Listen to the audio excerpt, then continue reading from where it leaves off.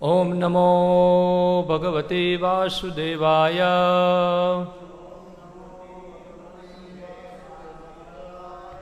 ओम नमो भगवते वासुदेवाय।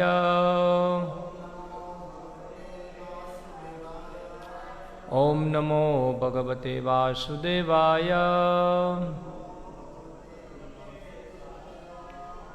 ओम अज्ञानतिमिरन्धस्य ज्ञानञ्जनशलाकया चक्षुरुन्मिलितं येन तस्मै श्रीगुरुवे नमः।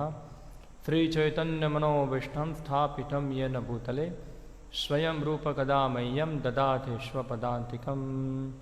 वन्देऽहं श्रीगुरो श्रीयुतपदकमलं श्रीगुरुन् वैष्णवांश्च श्रीरूपं साग्रजातं सहगणरघुनाथान्वितं त्वं सजीवं साद्वैतं सावधूतं परिजनसहितं कृष्णचैतन्यदेवं श्रीराधाकृष्णपादान् सहगणललिता श्रीविशाखान्वितांश्च श्रीकृष्णचैतन्यप्रभुनित्यानन्दं श्री अद्वैतगदाधर श्रीवासादिगौरभक्तवृन्द।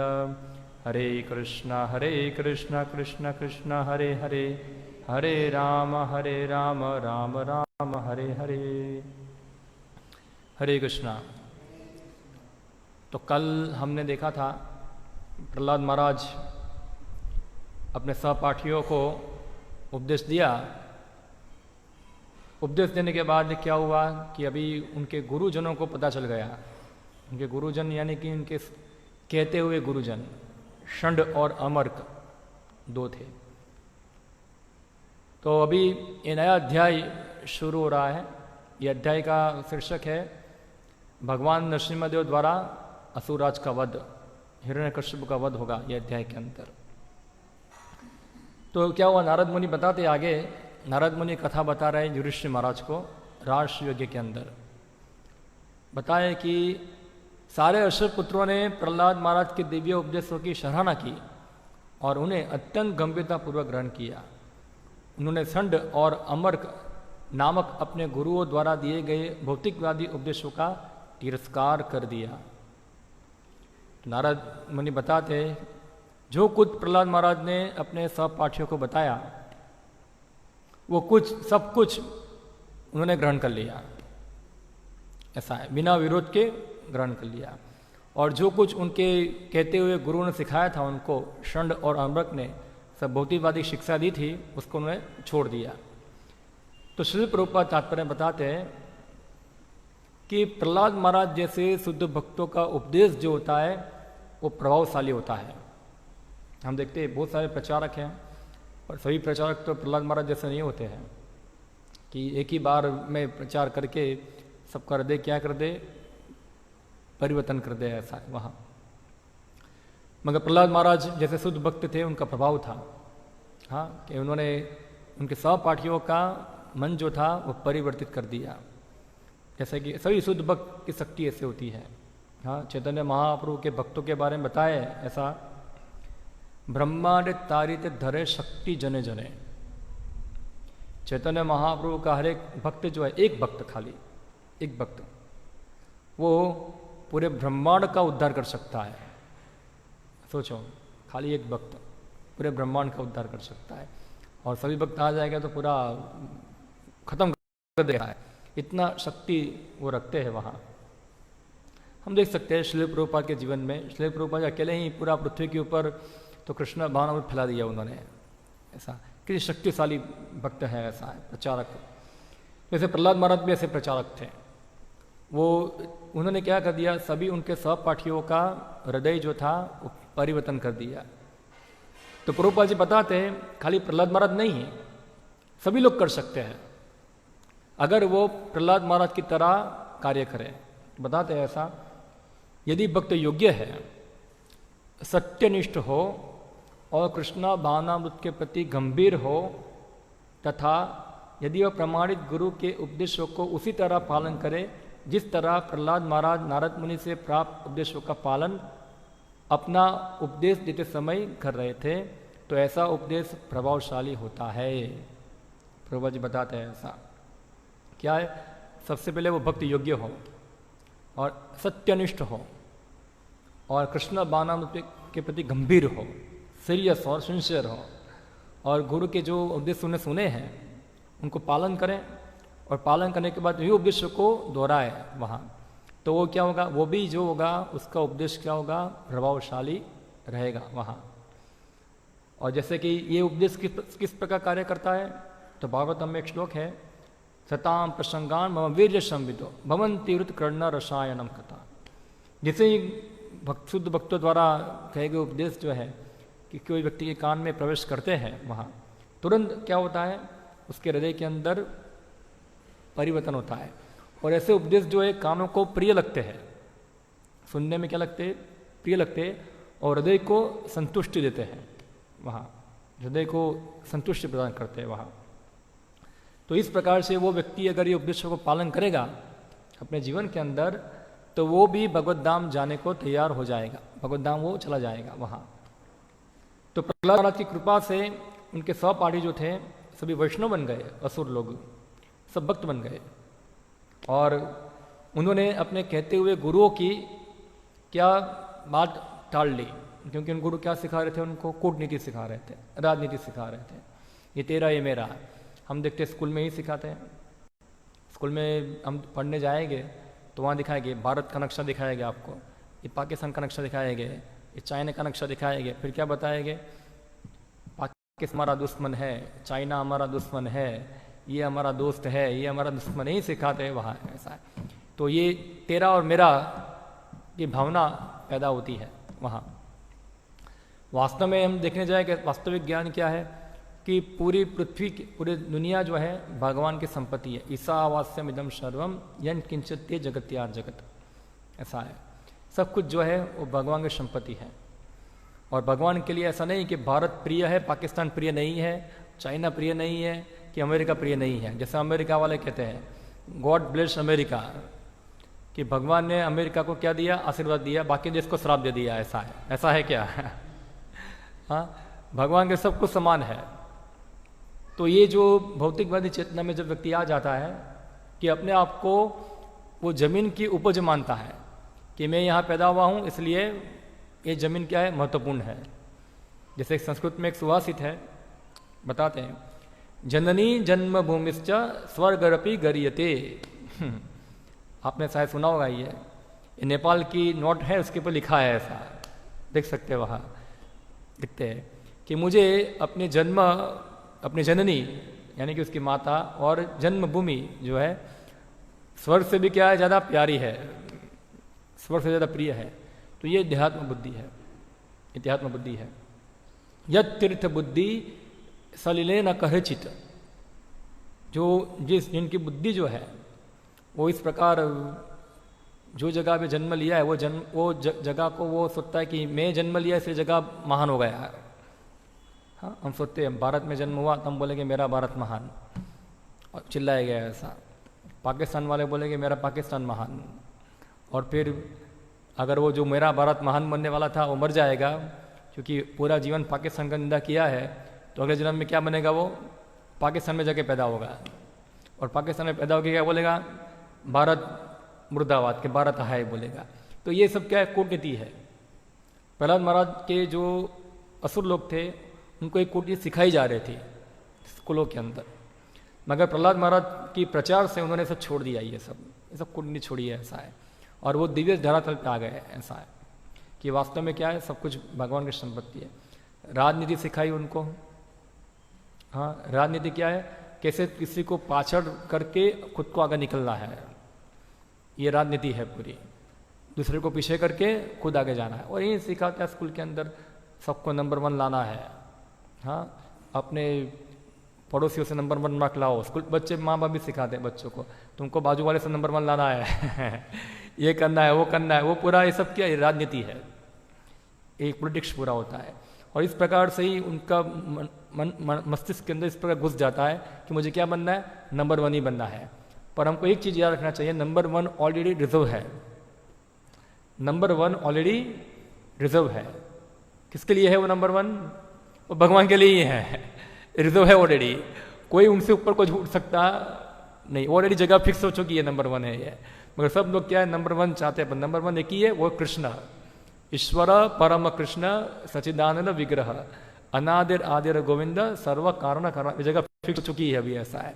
तो ये क्या है, नंबर वन वही माया है, ऐसा है। तो असुर लोग जो होते हैं हमेशा नंबर 1 बनना चाहते हैं, और हमेशा दूसरों को पीछे करके खुद आगे बनना चाहते हैं, नंबर 1। जबकि जो वैष्णव विचार है वो क्या है, उससे उल्टा है पूरा। वैष्णव नंबर 1 बनना चाहते हैं नहीं, वैष्णव जो है नंबर 1 के दासों के दासों के दासों के दासों के दास बनना चाहते हैं। हाँ, चैतन्य महाप्रभु बताए, गोपी भर्तु पद कमलयो दास दास दासानुदास, ऐसा है। तो ये उल्टा है पूरा।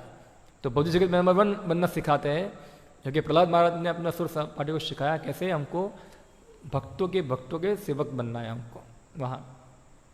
फिर आर्थिक विकास, उनको आर्थिक विकास सिखाया गया। आर्थिक विकास यानी कैसे ज़्यादा पैसा कमाना है। आज सब यही चलता है, कौन सा काम करे जिससे हमको ज़्यादा पैसा मिल जाए, वो काम भले ही पापी हो करो मगर पैसा आना चाहिए, ऐसा है किसी तरह से। तो इसको कहते हैं आर्थिक विकास, इकोनॉमिकल डेवलपमेंट। और जब देखते हैं खास करके जितने भी लोग पढ़ाई करते हैं, वो पढ़ाई करने का उद्देश्य क्या होता है,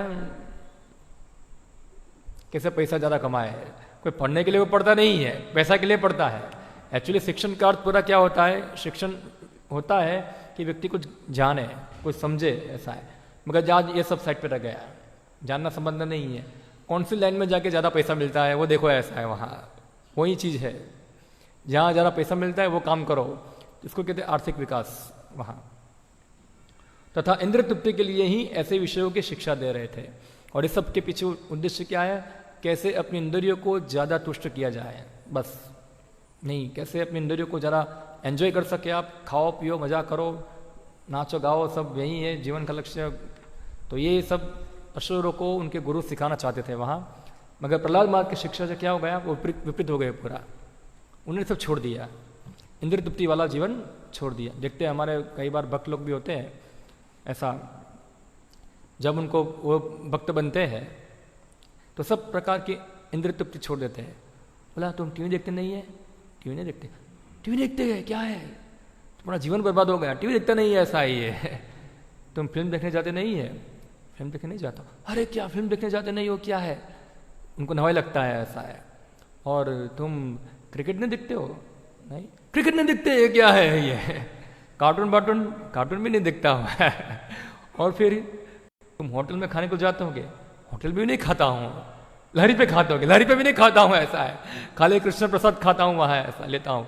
तो लोगों को क्या लगता है, झटका लगता है, ऐसा जैसे वो आती ना ऐड आती, जोड़ का झटका धीरे से लगे, ऐसा है। लोगों को झटका लगता है पूरा, ये क्या है, इसका जीवन क्या है, पूरा सूखा सूखा जीवन है, क्या है जीवन में, कुछ है ही नहीं उनके, ऐसा है, पूरा ड्राई जीवन है उनका, ऐसा है। क्या है, बस जीवन में कुछ रस ही नहीं है। मगर भक्त लोग देखते हैं कि भौतिकवादी जीवन में रस नहीं है कुछ भी वहाँ। जैसे गीता के अंदर श्लोक है, या निशा सर्वभूतानि तस्या जागृति संयमी। हाँ, या निशा सर्वभूतानि, जो सभी जीवों के लिए जागने का समय है, वो आत्मा साक्षात्कारी व्यक्तियों के लिए वो लोग सोते हैं तब वो जागते हैं, और जब भौतिकवादी लोग जगते हैं, भौतिकवादी जब सोते हैं तब आत्मा साक्षात्कारी व्यक्ति जगते हैं। इसका मतलब क्या हुआ, इसका मतलब ये हुआ जो चीज़ों में भौतिकवादी व्यक्ति रुचि लेते हैं वो चीज़ों के अंदर भक्त रुचि लेते नहीं है, और जो चीज़ों के अंदर भक्त लोग रुचि लेते हैं उसके अंदर भौतिकवादी लोग रुचि लेंगे नहीं। लोग भौतिकवादी लोग सोचेंगे क्या पूरा दिन हरे कृष्णा करते रहते हो, हैं कुछ और तो बोलो, ऐसा है। बस पूरा दिन हरे कृष्णा, उनको पता नहीं उसमें क्या है। और भक्त लोग बोलेंगे पूरा दिन क्या है, सब गाना वाना खाते रहते हो पूरा, ऐसा है। तो दोनों तरीके से क्या है, दोनों में ये हमेशा चलता रहता है पूरा वहाँ। तो प्रहलाद महाराज ने क्या कर दिया, उनको भौतिकवादी से पूरा भक्त बना दिया, असुरों को। अभी जब भक्त बन गए तो उनके गुरु बहुत गुस्सा हो गए कि ये तो पूरा हमारे सभी सहपाठियों को क्या बिगाड़ दिया, पूरा बिगाड़ दिया। एक्चुअली बिगाड़ा नहीं था, उनको सुधार दिया, मगर वो लोग सोचते उनको बिगाड़ दिया वहाँ। जब शुक्राचार्य के पुत्र संड और अमक ने देखा कि सारे विद्यार्थी असुर पुत्र प्रहलाद महाराज की संगति से कृष्ण भक्ति में आगे बढ़ रहे हैं, तो वो डर गए, अरे क्या कर रहे हैं, सब भक्त बन जाएगा तो क्या होगा, दुनिया कैसे चलेगी, ऐसा है। डर गए वहाँ।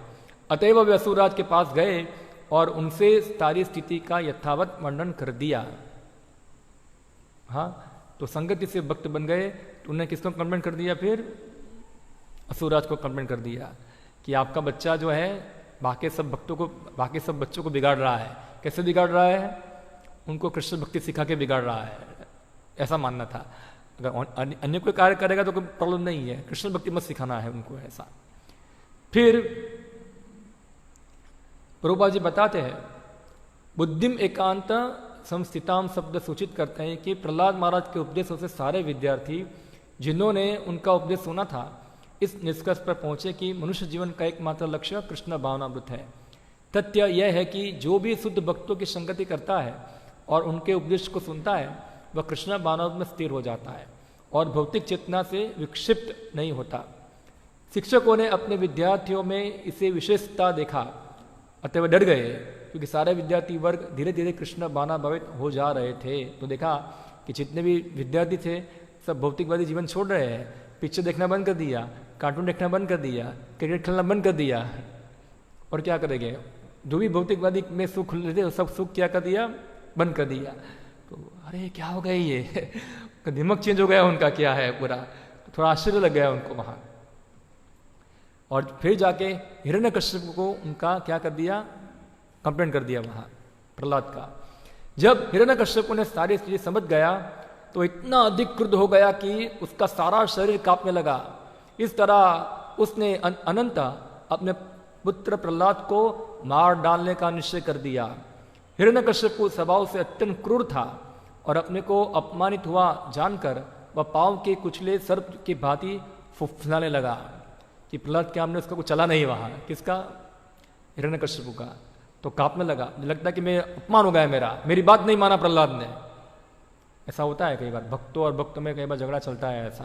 हाँ, कोई भक्त भक्ति करेगा और कोई उनके संबंधी होंगे, उनके परिवार वाले होंगे या तो उनके XYZ जो भी होंगे मित्र, अगर वो बोलेंगे ये सब बंद करो भक्ति, और जब वो बात नहीं मानेंगे तो उनको क्या लगता है? ये मेरा अपमान कर रहा है, ऐसा है, मेरी बात नहीं मानता है, ऐसा है। तो उसको अपमान जैसा लगा वहां हिरण्यकश्यप को कि मेरा अपमान हो रहा है इधर। और कैसे वो कांपने लगा पूरा, जैसे एक सर्प होता है उसको कोई मारेगा तो कहता फुफलाता है, ऐसा फुफलाना चालू कर दिया वहां। उसका पुत्र प्रहलाद शांत, विनम्र तथा भद्र था। वह इंद्रिय संयमी था और हिरण्यकश्यप के समक्ष हाथ जोड़ के खड़ा था। वह अपनी आयु तथा आचरण के अनुसार प्रताड़ना के योग्य न था। प्रहलाद छोटा बच्चा था, उसको डांटने की आवश्यकता नहीं, उनको मारने की आवश्यकता नहीं, वो छोटा 5 साल का बच्चा था, ऐसा है। और प्रहलाद हिरण्यकश्यप उसको इसके साथ व्यवहार कर रहा है कैसा? जैसे वो कोई शत्रु को दंड देते हैं, ऐसा इस प्रकार व्यवहार कर रहा था, तो अच्छा नहीं था। फिर भी हिरण्यकश्यप उन्हें टेढ़ी नजर से उसे घूरते हुए निम्नलिखित कटु शब्दों के द्वारा फटकारा, तो डांटा फिर प्रहलाद को। तो यहाँ श्रील प्रभुपाद जी बताते, जब कोई परम अधिकारी भक्त के प्रति दुष्ट बन जाता है तो उसे प्रकृति के नियम द्वारा दंडित होना पड़ता है, उसकी आयु क्षीण हो जाती है, उन पर गुरुजनों का आशीर्वाद नहीं रहता और पुण्यों के फल चले जाते हैं। उदाहरणार्थ हिरण्यकश्यप ने भौतिक जगत में इतनी शक्ति प्राप्त कर ली थी कि वह स्वर्ग लोक समेत समस्त ब्रह्मांड का सारे लोगों को जीत सका था। किंतु जब प्रहलाद जैसे वैष्णव के प्रति अपने दुर्व्यवहार के कारण उसकी तपस्या के सभी फल क्षीण हो गए। तो एक श्लोक आता है भागवतम में, आयु श्रियम यशो धर्मा लोकान आशीष एवच हंति श्रेयांसि सर्वाणी पुंसो महद अतिक्रम। यानी कि जो व्यक्ति महत अतिक्रम, जो महान भक्तों की को डांटता है, यानी कि उसके दुष्ट उसके साथ खराब वर्णन करता है, व्यवहार करता है, तो उसकी आयु क्या हो जाती है? चली जाती है, उसका ऐश्वर्य खत्म हो जाता है, उसका धर्म खत्म हो जाता है, जितने भी आशीर्वाद उसको मिले हैं सब खत्म हो जाते हैं वहाँ, और इस प्रकार उसके सब सौभाग्य नष्ट हो जाते हैं। तो हिरण्यकश्यप का ऐसा ही हुआ, जैसे उसने प्रहलाद को फटकारा, उसको जो भी वरदान मिले थे ब्रह्मा के, जितना तपस्या किया था, जिसने आयु, सब क्या हो गया? खत्म हो गया वहां। फिर हिरण्यकश्यप बोला, हे दुर्विनीय, हाँ, मंदात मंदकुल भेदकाराम धम, बताया, अरे उद्यंत निपट दुर्बुद्धि, परिवार को कलंकित करने वाले डांट रहे प्रहलाद को, ऐसा तुमने मेरे परिवार में कलंक डाल दिया, ऐसा है वहां। हाँ, अरे नीच, अपने ऊपर शासन करने वाली शक्ति का उल्लंघन किया है, अतएव तू हठी मूर्ख है, आज मैं तुझे यमराज के घर भेज दूंगा। कितना गुस्सा होगा सोचो, 5 साल के बच्चे को बोल रहा है ऐसा कि तुम मेरी बात नहीं मान रहे हो, तुम दुर्बुद्धि हो, तुम परिवार को कलंक करने वाले। बेचारे ने क्या कलंक लगाया, वो हरि भक्ति कर रहा है, हरे कृष्ण कर रहा है, उसको पसंद नहीं है, हिरण्यकश्यप को पसंद नहीं, इसलिए वो प्रहलाद को डांट रहा है वहां ऐसे। और इस प्रकार से बोला आज मैं तुमको यमराज के पास भेज दूंगा। अभी ये जितने भी डांट दे रहे हिरण्यकश्यप को, प्रहलाद को, ये सभी डांट जो थी वो क्या बन गई, स्तुति बन गई। क्या हो गई, स्तुति बन गई, क्योंकि जो शब्द जो है उसकी अधिष्ठात्रा देवी है सरस्वती। सरस्वती होती है, ये सरस्वती जो होती है क्या करती है, सरस्वती भगवान की प्रिय है, भगवान की पत्नी है, ऐसा है। कभी पत्नी अपने पति का अपमान करती नहीं है। तो जो भी शब्द बोलते हैं, बोला जाता है भक्तों के डांटने के लिए, उनको निंदा करने के लिए या भगवान को निंदा करने के लिए, सरस्वती क्या करती है, इसकी मीनिंग चेंज कर देती है उसकी मीनिंग क्या करती है, बदल देती है। और जो डांटना होता है वो क्या बन जाता है, स्तुति बन जाता है, वो स्तुतियाँ हो जाती है। जैसे शिशुपाल था, भगवान कृष्ण को डांट रहा था, ग्वाला है, ये इसका ये है वो है, ये सब क्या हो गई, स्तुतियाँ हो गई। और हमारे आचार्यों ने बताया एक शब्दों के अनुवाद द्वारा कि यहाँ ये बताया है, इसका अर्थ ये होता है, यानी कि वो प्रहलाद की स्तुति कर रहा है, उसको डांट नहीं रहा है ऐसा, वहाँ उसका अपमान नहीं कर रहा है, कि सरस्वती क्या करती है, शब्दों को चेंज कर देती है वहाँ। फिर क्या हुआ, फिर हिरण्यकश्यप बोलता है, अरे दुष्ट प्रहलाद, तुम जानते हो कि जब मैं क्रुद्ध होता हूं तो तीनों लोग अपने अपने नायक सहित कांपने लगते हैं, तो फिर तुम किसके बल पर इतना दुष्ट गए हो कि तुम निर्भीक होकर मेरी आज्ञा का उल्लंघन कर रहे हो। तो हिरण्यकश्यप बता रहा है, जब मैं खाली आंखें घुमाता हूं ना, तो 3 लोग के जो देवता है सब कांपने लगते हैं, अपनी चड्डी में पेशाब कर देते हैं, ऐसा है वहां, सब डरते हैं पूरा इतना सब भयंकर लोग होते हैं वहां। सत्य नहीं, हिरण्यकश्यप बहुत भयानक था, जब वो सभी लोगों को कंट्रोल में रखा था उसने। हाँ, सब लोग खाली देखता है तो इंद्र कांप लगता है पूरा चंद्र इंद्र सूर्य सब कांपते वहां। ये प्रहलाद जो था तुरंत कुछ भी डरता नहीं था उससे, तो बोला तुमको पता नहीं मेरे कितना डर से सब देवताओं लोग डरते हैं वहां। तो श्री प्रभुपाद जी बताते हैं, शुद्ध भक्त तथा पुनः वैष्णव भगवान के मध्य अत्यंत मधुर संबंध होता है। भक्त कभी भी अपने को शक्तिशाली नहीं मानता, उल्टे उसे इतना दृढ़ विश्वास रहता है कि समस्त संकटों से कृष्ण अपने भक्तों की रक्षा करेंगे, अतएव वह कृष्ण के चरण कमलों पर पूरी तरह समर्पित हो जाता है। तो हिरण्यकश्यप को अपनी बड़ाई ठोक रहा था, मैं इतना बड़ा हूं, मगर एक भक्त होता है कभी अपने आप को बड़ा बोलता नहीं है, वो समझता है शक्तिशाली कौन है, भगवान है। और भगवान जो है भक्तों को आश्वासन करते हैं कि मेरे भक्तों का कभी विनाश होता नहीं है। अर्जुन को बोला बोलने के लिए भगवान ने, खुद नहीं बोले, अर्जुन को बोला तुम बोलो जाके, क्योंकि कई बार क्या होता है कि कृष्ण खुद बोलेंगे तो कई बार अपने वचन को पालन करते नहीं है, मगर अपने भक्तों के मुख से बुलाएंगे तो भक्तों के वचन पालन करने के लिए कृष्ण को अपना वचन पालन करना पड़ेगा वहां। तो हिरण्यकश्यप को हैरान था कि उसका 5 वर्ष का बालक इतना निर्भीक कैसे हो सकता है कि वह अपने इतने महान तथा शक्तिशाली पिता के आदेश की परवाह ना करे। भक्त पुनः पुरुषोत्तम भगवान के अतिरिक्त अन्य किसी की आदेश का पालन नहीं कर सकता। सिंपल है, भक्त जो है भगवान के आदेश का पालन करते, अन्य किसी को हरे कृष्णा। ऐसे ही भक्त की स्थिति है। हिरण्यकश्यप को समझ गया कि यह बालक हो या ना हो अत्यंत शक्तिशाली है, क्योंकि वह उसके आदेशों की परवाह नहीं कर रहा था। अतएव हिरण्यकश्यप ने अपने पुत्र से पूछा, किम बला, तुमने मेरे आदेश का उल्लंघन कैसे किया, तुमने किसके बल पे ऐसा किया, तुम्हारे में बल कहां से आ गया इतना सारा बोलने का, शक्ति कहां से आ गई बोलने की, मैं तो तपस्या करके बल प्राप्त किया है, तुमने कौन सी तपस्या कर दी है, ऐसा है वहां, तुम कहां गए तपस्या करने के लिए इतना कि तुम्हारे अंदर साहस आ गया इतना कि मेरी आज्ञा का उल्लंघन कर रहे हो यहां। फिर प्रहलाद महाराज बताते हैं, प्रहलाद महाराज ने बताया, हे राजन, आप जिस बल से मेरे स्त्रोतों को जानना चाह रहे हैं वही आपके बल का भी स्त्रोत है। प्रहलाद ने बताया, पिताजी सुनिए, आप मेरे बल का स्रोत जानना चाहते हैं, मेरा बल ले लो कि आपका बल ले लो, हम दोनों का बल का स्रोत कौन है? एक ही है। वहाँ निसंदेह समस्त प्रकारों के बल का स्रोत एक ही है। वह न केवल आपका या मेरा बल है, अपितु सबों का एकमात्र बल है।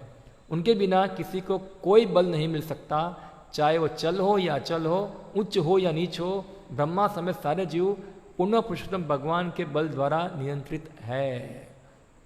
क्या प्रहलाद ने छक्का मार दिया पूरा, देखो हिरण्यकश्यप को हिला दिया पूरा। ऐसा है वहाँ कि आपका जो बल है, मेरा जो बल है, हम दोनों का बल का स्रोत, सभी का स्रोत कौन है? भगवान है। तो आपको क्या अपना बल पे अहंकार है इतना? अब मेरे बल का स्रोत पूछ रहे, हम सबका बल का स्रोत तो भगवान है वहाँ। तो गीता में बताया भगवान जितनी भी दुनिया के अंदर विभूतियाँ है, जिसमें भी कुछ ताकत है, वो ताकत का स्रोत कौन है? भगवान है। तो भक्त लोग जो है भगवान को इस प्रकार देखते हैं। दुनिया में कौन बलशाली है? कोई बोलेगा मोदी बहुत पावरफुल है, मोदी की शक्ति कहाँ से आई है? भगवान ने दी है उसको। अगर कोई दूसरा कोई होगा, किम जॉन होगा, उसके पास शक्ति कहाँ से आई? वो भी भगवान ने दी है उनको। अगर कोई व्यक्ति ज़्यादा शक्तिशाली है तो समझना चाहिए कि वो बल का स्रोत कौन है? भगवान है। मगर जो लोग भगवान के बल का दुरुपयोग करता है वो फिर दंडित होते हैं। मगर जो बल का सदुपयोग करता है वो भगवान द्वारा सम्मानित होते हैं वहाँ। तो प्रहलाद महाराज के पास भी बल था, मगर प्रहलाद महाराज ऐसा नहीं बोलते थे ये मेरा बल है, ऐसा है। मगर हिरण्यकश्यप क्या बोलता है? ये मेरा बल है। तो असुर हमेशा क्या सोचते हैं? मेरी शक्ति है। वो शक्ति के स्रोत को सम्मान देते नहीं कि मैं तो एक तुच्छ हूं, सब कुछ भगवान की शक्ति से चल रहा है वहां। परम नियंता एवं काल रूप पूर्ण पुरुषोत्तम भगवान इंद्रियों के बल, मन के बल, शरीर के बल तथा इंद्रियों के प्राण है, उसका प्रभाव असीम है। वे समस्त जीवों में श्रेष्ठ तथा प्रकृति के 3 गुणों के नियंता है। वे अपनी शक्ति से इस ब्रह्मांड का सृजन, पालन तथा संवार करते हैं। फिर प्रहलाद महाराज आगे बताते हैं, हे पिता, आप अपनी आसुरी प्रवृत्ति त्याग दे। आप अपने हृदय में शत्रु मित्र का भेदभाव ना लाए। आप अपने मन को सबों के प्रति संभव बनाए। इस संसार में अनियंत्रित तथा पथभ्रष्ट मन के अतिरिक्त कोई शत्रु नहीं है। जब कोई मनुष्य प्रत्येक व्यक्ति को समानता के स्तर पर देखता है, तभी वह भगवान की ठीक से पूजा करने की स्थिति में होता है।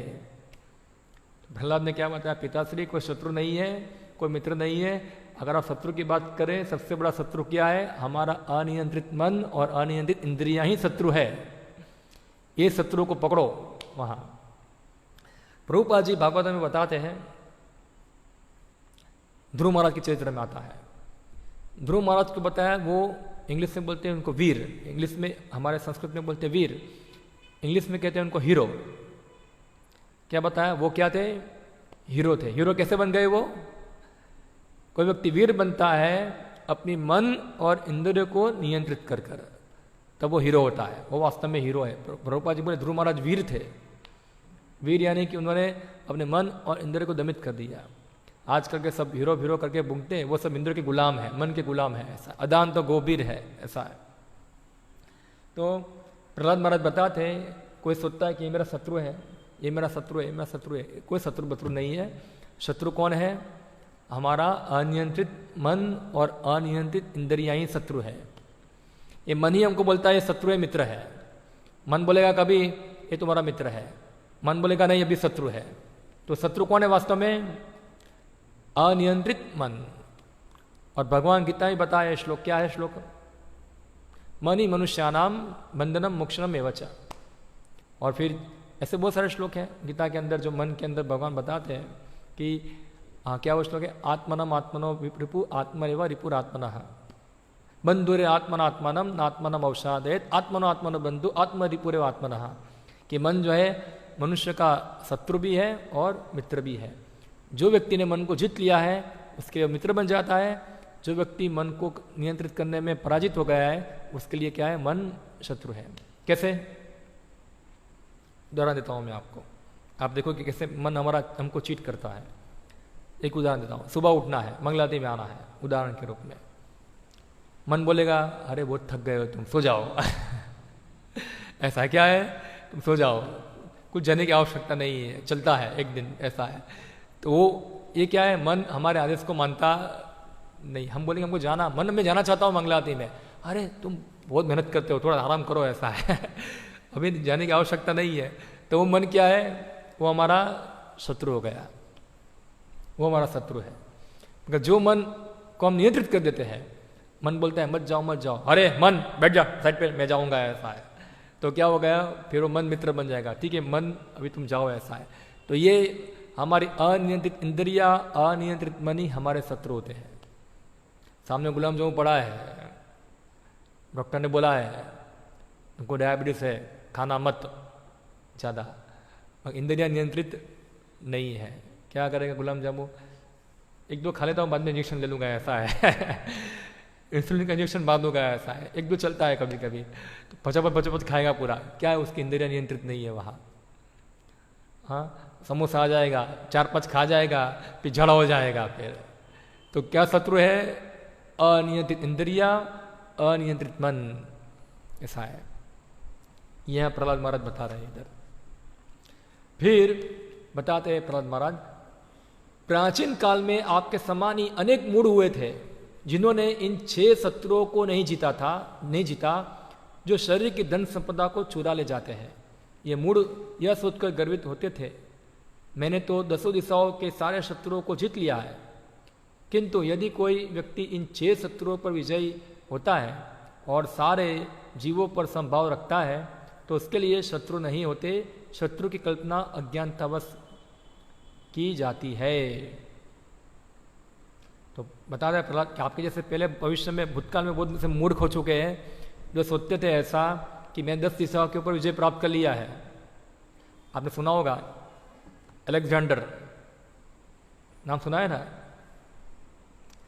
अलेक्जेंडर पूरे पृथ्वी को जीत लिया था। एक बार एक व्यक्ति को पकड़ के आया, चोर को इसके दरबार में एक चोर को लेके आए, बोला चोर को सजा देंगे। तो वो चोर ने बोला, चोर को पूछा तुम्हारी कोई आखिरी ख्वाहिश है तो बताओ क्या है। चोर ने बताया देखो मैं छोटा चोर हूँ, तुम बड़ा चोर हो, हम दोनों ही चोर हैं, ऐसा है। तुम में और मेरे में कुछ फर्क नहीं है, तुम बड़ी बड़ी लूट करते हो, मैं छोटी लूट करता हूँ। सही बात है ना, चोरी है ना, क्योंकि तुम जो है भगवान की संपत्ति के ऊपर ताला मारते हो, यहाँ तुम भी चोर हो, मैं भी चोर हूँ, तुमको दंड मिलना चाहिए वहाँ। इसकी लाइट हो गई। फिर जब उसकी मृत्यु हो रही थी तो उसने अपने मंत्री को बताया कि जब मैं मर जाऊँ ना तो मेरे हाथ ऐसे खुले रख देना, ऐसा है। क्यों, पूरी दुनिया देख पाए कि अलेक्जेंडर द ग्रेट जो था वो अपने साथ कुछ लेके गया नहीं, ऐसा है, सब कुछ छुड़ के गया यहाँ, सब कुछ यहाँ ही रख के चला गया। तो ये बता, जिन लोगों ने 10 दिशाओं को जीत लिया है ऐसा सोचते हैं, वो मूर्ख है, क्योंकि वो अपने मन को जीतने में असफल हो गए वहाँ। इस संसार में प्रत्येक व्यक्ति सोचता है कि उसने अपने शत्रुओं को जीत लिया है, किंतु वह यह नहीं समझ पाता कि उसके शत्रु तो उसका अनियंत्रित मन तथा 5 इंद्रियां है। इस भौतिक संसार में प्रत्येक व्यक्ति अपनी इंद्रियों का दास बन चुका है। मूलतः प्रत्येक व्यक्ति कृष्ण का दास होता है, किंतु अज्ञानतावश वह उसे भूल जाता है और इस तरह वह कामेच्छा, क्रोध, लोभ, प्रमत्ता तथा ईर्ष्यावश माया की सेवा में लग जाता है। वास्तव में प्रत्येक व्यक्ति भौतिक नियमों के परिणामों पर आश्रित है, फिर भी वह अपने को स्वतंत्र समझता है और सोचता है कि उसने सारी दिशाएं जीत ली है। निष्कर्ष यह निकलता है कि जो व्यक्ति यह सोचता है कि उसके अनेक शत्रु है वह ज्ञानी है, जबकि कृष्ण माना भाविक व्यक्ति जानता है कि मनुष्य के भीतर के शत्रुओं अनियंत्रित मन तथा इंद्रिया के अतिरिक्त और अन्य शत्रु नहीं है। अभी हिरण्यकश्यप ने भाषण सुना प्रहलाद महाराज का, सोचो क्या हालत होगी उसकी, सुन पाएगा वो? हम मोदी को जाके बोलेंगे नरेंद्र मोदी जी शत्रु नहीं चाइना पाकिस्तान, आपका अनियंत्रित मन और इंद्रिया है, वो क्या उत्तर देंगे वहाँ? ऐसा है बोलेंगे इसको डाल लो बाहर धक्का लगा के वहाँ।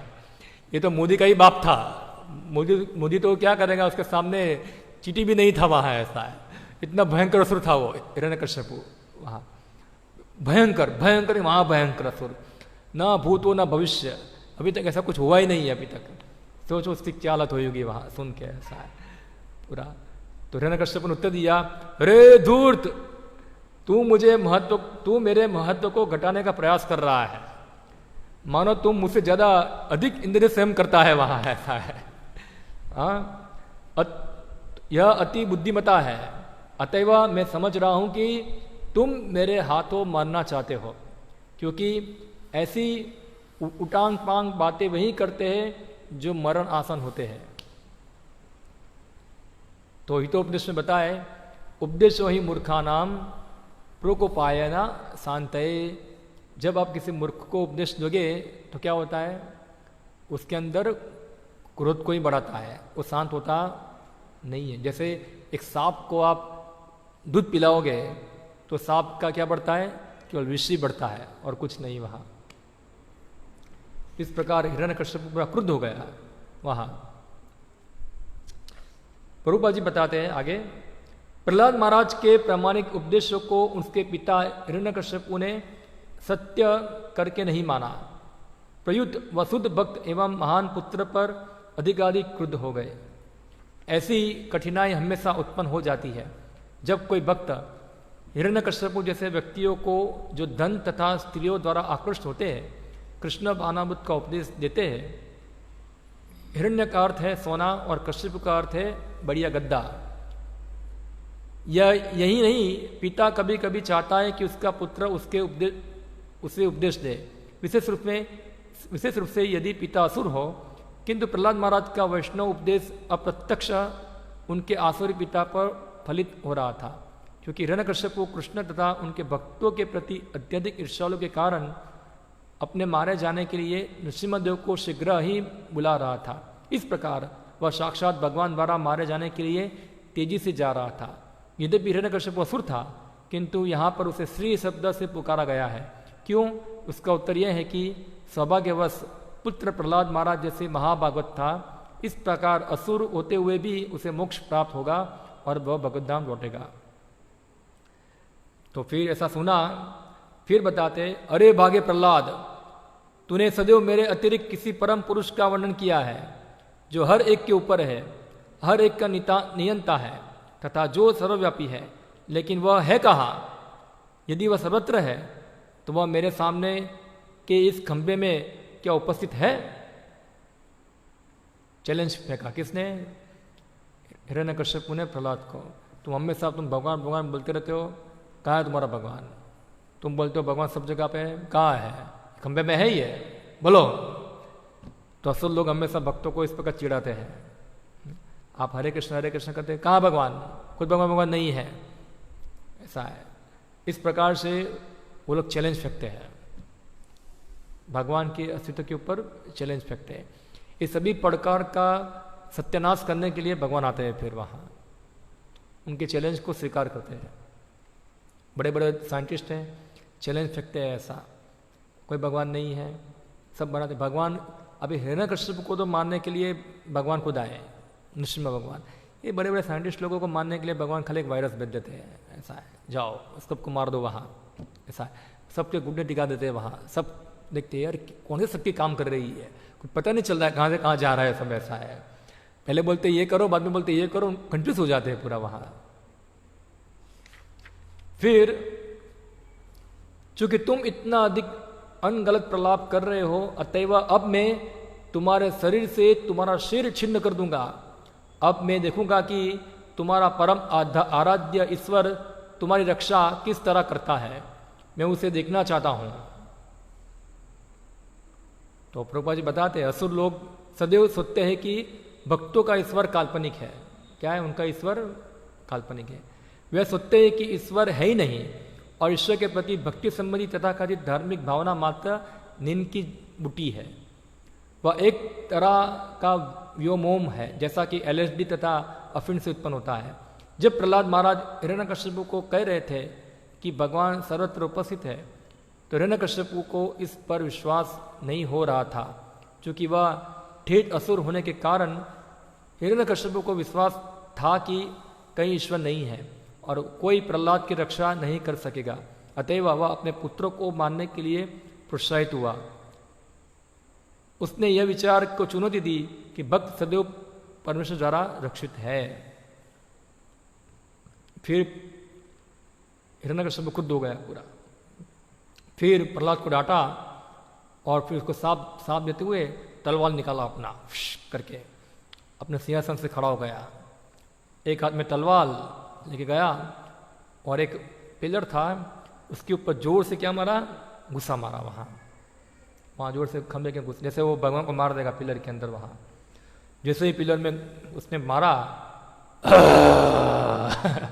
ऐसा आवाज निकला। वहाँ भागवत में बताया ऐसा है। वहाँ एकदम भयंकर आवाज आया, वहाँ इतना भयंकर आवाज आया, देखते ऐसा जैसे आकाश में बिजली गिरती है।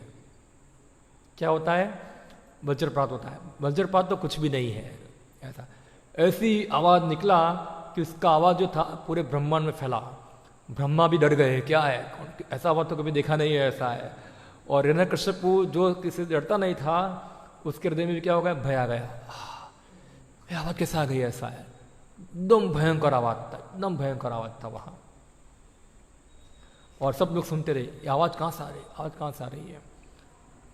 अपने ही पुत्र को मारने के इच्छुक हिरण्यकश्यप ने जो इस तरह अपने अद्वितीय शौर्य दिखा रहा था, तब एक अद्भुत भीषण घोर ध्वनि सुनी, जिसे उसके पूर्व उसने कभी नहीं सुना था। इसी ध्वनि को सुनकर अन्य असुर नायक भी भयभीत हुए। सब सभा में इस ध्वनि के उद्गम का कोई नहीं ढूंढ पाया। आप देखो, ब्रह्मांड के अंदर जितने भी क्रोधी व्यक्ति है, जितना भी क्रोध है, वो सब क्रोध को लेके आ जाओ, सबके शरीर से निकालो क्रोध को, और इसका क्या करो, प्लस प्लस करो। कितना होगा, जैसे हम पूरा सोना, पूरे ब्रह्मांड से सोना निकालेंगे और सोने को इकट्ठा करें, कितना सोना हो जाएगा, कितना टन सोना हो जाएगा। ऐसे सभी के अंदर से क्रोध निकालो और सबके क्रोध को क्या करो, इकट्ठा करो वहाँ। तो भी वो क्रोध जो है, भगवान नरसिम्हा भगवान के क्रोध के तुल्य इतना भी नहीं आएगा वहाँ। सोचो आप, इतना भी नहीं आएगा वहाँ। सोचो, इतना दुनिया में सबसे ज्यादा क्रोधी व्यक्ति कौन है, भगवान।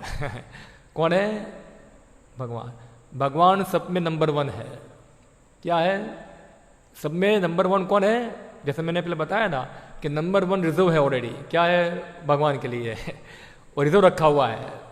कोई व्यक्ति इसको पीछे कर सकता नहीं है। कोई लोग बोलते हैं कि आपका कृष्ण चोर है। हाँ, भगवान नंबर 1 चोर है, सच बात है। उनसे कोई चोर में डिफिट हो सकते नहीं है। कोई बोलता है भगवान कृष्ण चीटर है, तो बोलते हाँ, वो नंबर 1 चीटर है, कोई उनको चीट कर सकता नहीं है। नंबर 1 कामी है, हाँ नंबर 1 कामी है, उनसे बड़ा कोई व्यक्ति नहीं है। ऐसा हर चीज में क्या है, नंबर 1 है वो। मगर तुम जो उनको नकल मार रहे हो, तुम उनके सामने क्या हो, पूरा तुच्छ हो, वहाँ कीड़े जैसे हो वहाँ ऐसे। तो भगवान कृष्ण सोचो, जब अपना क्रोध प्रकट करेंगे तो उनका क्रोध कैसा होगा। सभी क्रोध के क्या उद्गम है वो, सभी क्रोध वहाँ से पैदा होता है। जन्म आदि यशतः सब कुछ वहाँ से उत्पन्न होता है। तो सोचो वो क्रोध कितना भयंकर होगा वहाँ। और ये मूर्ख मायावादी बोलते हैं कि भगवान तमोगुण के अंदर आ गए, क्योंकि क्रोध जनरली क्या बताते हैं, तमोगुण का कारण होता है। तो भगवान तमोगुण से बंधन नहीं है। एक कथाकार बता रहा था एक बार कथा के अंदर कि भगवान नरसिम्हा भगवान ने को गुस्सा आ गया, तमोगुण में आ गए। तो प्रहलाद महाराज ने क्या किया, बाद में उसको लहसन डूंगरे का भज्जिया खिलाया उसको। वहाँ पागल है पूरे, ऐसा है। भगवान तमोगुण में आते कभी, ऐसा है। और तुम कथाकार हो, तुमको लहसन डूंगरे का भज्जिया खाना है, तो भगवान नरसिम्हा का नाम क्यों लेते हो वहाँ, ऐसा है। तो ऐसे पाखंडी कथाकार होते हैं, वो चिंता मत करो, नरसिम्हा भगवान तुम्हारा भूखा निकाल देगा, ऐसा है। तुम ऐसा बोलोगे वहाँ। तो ये इतना भयंकर आवाज सुना, जो सभी के स्रोत है भगवान, सभी चीज वहाँ से उत्पन्न होती है, जन्म आदि सतह सब कुछ वहाँ से आता है। तो सोचो कितना क्रोध था। और जब ये क्रोध आया और पिलर फटा और उनमें से भगवान निकले, तो भगवान के मन में खाली एक ही चिंतन था, एक ही दिख रहा था उनको। कौन दिख रहे थे, हिरण्यकश्यपु और कोई उनको दिखता नहीं था। और हिरण्यकश्यपु कौन, एक ही व्यक्ति दिख रहा था, कौन, पूरा इंटर्न चिंतन, ऐसा चिंतन तो भगवान कभी अपने भक्तों का भी नहीं करते हैं, ऐसा है। ऐसा चिंतन किसका किया उन्होंने? हिरण्यकश्यप का किया। सोचो, भगवान के मन के अंदर पूरा घुस गया वो हिरण्यकश्यप। और हिरण्यकश्यप किसका चिंतन कर रहा है? भगवान का, सामने देख रहा है। सोचो कितना गुस्सा होगा भगवान के मन के अंदर कि वो खाली हिरण्यकश्यप को ही देख रहे हैं बस, और किसी को नहीं। वहां उनको और कुछ दिखती नहीं है। वहां हा करके मारा है, पूरा भयंकर गर्जना हुआ वहां। अपने दास प्रहलाद महाराज के वचनों को सिद्ध करने के लिए, वे सत्य है, अर्थात यह सिद्ध करने के लिए कि परमेश्वर सर्वत्र उपस्थित है, यहां तक कि सभा भवन के खंभे के भीतर भी पूर्ण पुरुषोत्तम भगवान श्री हरि ने अपना अद्भुत रूप प्रकट किया। यह रूप ना तो मनुष्य का था ना सिंह का था। इस प्रकार भगवान उस सभा कक्ष में अपने अद्भुत रूप में प्रकट हुए। तो यहाँ भगवान का अद्भुत रूप बताया गया है। अद्भुत, इसकी कल्पना हम कर सकते नहीं। जैसे हम गाते हैं, हाँ, तवा कर कमल वरे न काम अद्भुत श्रृंगम, अद्भुत, पूरा अद्भुत है ऐसा। ना तो पहले कभी किसी ने सुना था न कभी दिखा था। हाँ, लोग मजाक उड़ाएंगे, ये आप कैसे भगवान की पूजा करते हैं? उसका सिर सिंह का है और शरीर किसका है? मनुष्य का है। ऐसा काल्पनिक है। हमारे भक्त थे गोकुल चंद्र प्रभु, वो विदेश में रहते थे। ऐसे नए नए भक्त बने थे, मंदिर में आते जाते थे। तो उनके पिताजी थे कम्युनिस्ट पार्टी के नेता थे यूक्रेन के अंदर। यूक्रेन पता है ना, पूरा कम्युनिस्ट कंट्री है वहाँ। तो वो कम्युनिस्ट पार्टी के नेता थे पूरा। तो उनको ये भक्ति जो है, भगवान उसके ऊपर विरोधी होते हैं। अब उसका पुत्र भक्त बन गया वहाँ, तो उसको प्रॉब्लम तो होगा वहाँ। तो सब भक्तों को जाके बताया, मेरे पिताजी भक्ति करने से मना करते हैं, ऐसा है। सब भक्त बोले चिंता मत करो, आप क्या करो, भगवान नरसिम्हा की पूजा करो, सब अच्छा हो जाएगा वहाँ, ऐसा है। अभी उनको पता नहीं नरसिम्हा भगवान कौन है, ऐसा है। उन्होंने कृष्ण भगवान को देखा था खाली मंदिर के अंदर। तो वो हर रोज उनको एक फोटो दे दिया, अभी पूजा कर रहे हैं। तो पूजा कर रहे थे हिरण्यकश्यप की रोज क्योंकि हिरण्यकश्यप के 2 हाथ है 2 पैर है, ऐसा है।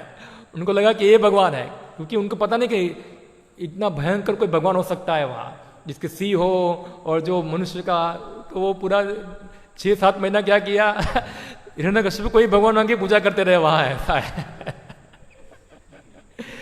वो फिर जोक करते हैं, इसलिए मुझे ज़्यादा गुस्सा आता है, क्योंकि मैं 6 महीना हिरण्यकश्यप की पूजा की इसलिए वहाँ। बाद में पता चला कि ये तो हिरण्यकश्यप है और भगवान तो ये है, ऐसा है। क्योंकि उन्होंने भक्तों ने बताया था कि भगवान जो है असुरों का वध करते हैं, डीमन का वध करते हैं। तो उन्होंने देखा डीमन कौन लग रहा है यहाँ असुर कौन लग रहा है? असुर के बड़े बड़े दांत होते हैं और नाखून होते हैं। तो उनको लगा कि यही डीमन होगा, ऐसा है। तो इस प्रकार से कंफ्यूज हो गए वहाँ कौन भगवान है। तो कई बार भगवान को देख के असुर लोग कंफ्यूज हो जाते हैं, ऐसे भगवान आपके, ये क्या भगवान हो सकते हैं ऐसा। मगर भगवान क्या पता है? अद्भुत। यहाँ अद्भुत यानी कि वो किसी भी रूप में प्रकट हो सकते हैं। तुम्हारे मन में कल्पना भी ना हो ऐसे रूप में आए गए हुआ है, ऐसा है। तुम कभी सोच भी सकते नहीं हो। भगवान को कभी भी मापने का प्रयत्न मत करो, ऐसा है। प्रभुपाद जी बार बार बताते थे, भगवान को कभी मापो मत, ऐसा क्यों है ऐसा क्यों नहीं है। तुम जहाँ सोचने की तुम्हारी समझ जहाँ खत्म होती है, वहाँ भगवान की समझ चालू होती है। और प्रभुपाद जी इसीलिए एक कहानी सुनाते थे अपने भक्तों को, वो मोची की और एक ब्राह्मण की। एक बार नारद मुनि जा रहे थे वैकुंठ में, तो रास्ते में मिल गया ब्राह्मण। बोला नारद जी कहाँ जा रहे हैं? बोला वैकुंठ जा रहा हूँ। ठीक है, भगवान को पूछना नारायण को मेरा मुक्ति कब होगा, ऐसा है। ठीक है पूछूंगा। फिर आगे मुची मिला, मुची बोला नारद जी कहाँ जा रहे हैं? बोला वैकुंठ जा रहा हूँ। ठीक है, भगवान को बोलना मेरा मुक्ति कब होगा। गए नारद जी, भगवान को मिले, उनको स्तुति किया, प्रार्थना किया, दर्शन किया। फिर भगवान को बोला, भगवान आपके 2 भक्त जमीन पे रहते हैं वहाँ, और ये पूछ रहे हैं कि उनका मुक्ति कब होगा, तो क्या उत्तर दूँ उनका? तो बोला ठीक है, ब्राह्मण को तुम जाके उनको सब दोनों को बोलना कि भगवान जब तुमको पूछेंगे भगवान क्या कर रहे थे, तो तुम उनको बोलना भगवान सुई में से हाथी निकाल रहे थे वहाँ। तो वो वहाँ गए, सबसे पहले ब्राह्मण को बोला, ब्राह्मण अब नारद जी वैकुंठ जाके आ गए? हाँ। भगवान क्या कर रहे थे वैकुंठ में? बोला सुई में से हाथी निकल रहे थे वहाँ। अरे नारद जी क्या मजाक कर रहे हो, ऐसा है सुई में से कभी हाथी निकलता है वहाँ? मैं ही मिल गया सुबह सुबह मजाक करने के लिए अरे ब्राह्मण हुआ, नारद मुनि, ऐसा मजाक क्यों करते हो? सुई में से कभी हाथी निकलता है ऐसा? नारद मुनि समझ गए, आगे चले गए। फिर मोची के पास गए, मोची को बोला ऐसा है। हाँ मोची, नारद जी वैकुंठ जाके आ गए? हाँ। भगवान क्या कर रहे थे? बोला सुई में से हाथी निकल रहे थे। वाह, भगवान की क्या अद्भुत शक्ति है, ऐसा है। सुई के कोने में से भी हाथी को निकाल देते हैं वहां, ऐसा है। तो उसको विश्वास था भगवान की अचिंत्य शक्ति के अंदर, ये भगवान हाथी क्या, भगवान पर ब्राह्मण को निकाल सकते हैं वहां से। और मोची बताया नारद को, ये पेड़ के नीचे बैठा हुआ ना मैं, पूरा कितना बड़ा पेड़ है ये, इसको एक बीज के अंदर भगवान डाल देते हैं पूरा, तो हाथी तो कुछ भी नहीं इसके अंदर। तो ये भगवान की अचिंत्य शक्ति है जो असुर लोग कभी स्वीकार करते नहीं है। वो हमें शंका करते हैं, ऐसा कैसे हो सकता है, ऐसा कैसे हो सकता है, ऐसे कैसे होगा, ऐसा थोड़ा होता है। तो ये क्या है, भगवान की अचिंत्य शक्ति को चैलेंज कर रहे हैं वहां। अरे भगवान सब कुछ कर सकते हैं वहां, तो भगवान आधा सिंह और आधा मनुष्य रूप में प्रकट हो सकते हैं। क्या करें, हिरण्यकश्यप को मार दे हम लोग, जिंदा रखना है उसको मार दे मार देते हैं, चलो समय हो गया है यहाँ भी। जब हिरण्यकश्यप ने ध्वनि का स्रोत ढूंढने के लिए इधर उधर देखा रहा था, तो उसे खंबे से भगवान का एक अद्भुत रूप प्रकट हुआ, जो ना तो मनुष्य का था और ना सिंह का था, सिंह का माना जाता था। हिरण्यकश्यप आश्चर्यचकित हुआ, यह कैसा प्राणी है जो आधा पुरुष तथा आधा सिंह है। शंका गया उसको, क्या है क्या है क्या है पूरा। फिर बताते हैं, हिरण्यकश्यप के समक्ष, अपने समक्ष खड़े नृसिंह देव के रूप को निश्चय करने के लिए भगवान के रूप का ध्यान से देखा। क्या है, ध्यान से देख रहा है, कौन दिख रहा है ये। उसकी क्रुद्ध आंखों के कारण जो पिघले सवर्ण से मिलती थी, वह रूप अत्यंत भयानक लग रहा था। उसके चमकीले आयाल उनके भयानक मुखमंडल के आकार को फैला रहे थे। उनके दांत मृत्यु जैसे भयानक थे। उनकी उत्तरे जैसी तीक्ष्ण जीभ लड़ाई में तलवार के समान इधर उधर चल रही थी। उनके कान खड़े और स्थिर थे और उसके नथुने तथा खुला मुख पर्वत की गुफा जैसा लग रहे थे। उनके जबड़े फैले हुए थे जिससे भय उत्पन्न हो रहा था और उनका समूचा शरीर आसमान को छू रहा था। उनकी गर्दन अत्यंत छोटी तथा मोटी थी। उनकी छाती चौड़ी थी तथा कमर पतली थी। उनके शरीर के रोम चंद्रमा की किरणों के समान श्वेत लग रहे थे। उनकी भुजाएं चारों दिशाओं में फैली शनिकों की टुकड़ियों से मिलती जुलती थी। तब वे असुरों, धूर्तों तथा नास्तिकों का अपने शंख, चक्र, गदा, कमल तथा अन्य प्राकृतिक अस्त्र शस्त्र से वध कर रहे थे। यह वर्णन है भगवान का, नरसिम्हा का, कैसे दिख रहे थे वो। लंबे लंबे दांत थे, नाखून थे, बड़ी गर्दन थी, बाल सब फैले हुए थे। अब ये सब डरावना वर्णन है पूरा, डर लगता है ऐसा, क्योंकि हम लोगों ने हमेशा भगवान कृष्ण का सुंदर सुंदर वर्णन देखा है, जिनके क्या है, कंदर पकोठी कमरियाँ विशेष शोभा, उनके चेहरे पे उधर मोरपंख लगा है, हाथ में बांसुरी है, हंस रहे हैं, त्रिभंग ललितम है, तो देखने में प्रसन्न लगता है। मगर ये भयानक रूप देख के क्या लगता है, डर लगता है। यहाँ पूरा कांप लेते हैं कि इतना भयानक रूप। वही कृष्ण है, केशव धृत नर हरि रूप, वही कृष्ण है, ऐसा डर लगता है। तो प्रभुपाद जी बताते हैं, कौन व्यक्ति भगवान नरसिम्हा के रूप को देख के डरता है, किसको डर लगता है देख के। तो नरसिम्हा देव को देख के डर किसको लगा, हिरण्यकश्यप को। क्यों? क्योंकि वो असुर था, वो भगवान का भक्त नहीं था। तो जो भौतिकवादी होते हैं, जो सब भौतिक इंद्रिय तृप्ति करना चाहते हैं, उनको भगवान के रूप को लिख के डर लगता है पूरा वहाँ डरते हैं वो देख के वहाँ। और जो भक्त है उनको तो कृष्ण ही दिखते हैं, उनको तो कृष्ण ही दिखते हैं नरसिंह भगवान के अंदर वहाँ। जैसे प्रभुपाद उदाहरण देते हैं, जो सिंह होता है, एक सिंह होता है, वो सभी प्राणियों के लिए क्या है, भय का कारण बनता है। सब प्राणियों से डरते हैं। अगर वही सिंह का बच्चा होगा, डरेगा उससे, सिंह से, वो सिंह को उसके साथ खेलेगा, नाचेगा, गाएगा, उसको चाटेगा, वहाँ सब करेगा वहाँ ऐसे। तो भक्त लोग होते हैं, ये भगवान के रूप से डरते हैं। एक्चुअली इसके बारे में थोड़ा हमको ज़्यादा वर्णन कल सुनेंगे ऐसा लग रहा है, क्योंकि इसके बाद डिटेल में वर्णन है। तो अभी हिरण्य कश्यप को बचा के रखते हैं, आईसीयू में रख देते हैं, आईसीयू के अंदर अभी आईसीयू के अंदर रखते हैं, कल उसको क्या करेंगे, उसको मार देंगे कल, ऐसा है। ओके, हरे कृष्णा। श्रीमद् भागवतम की जय।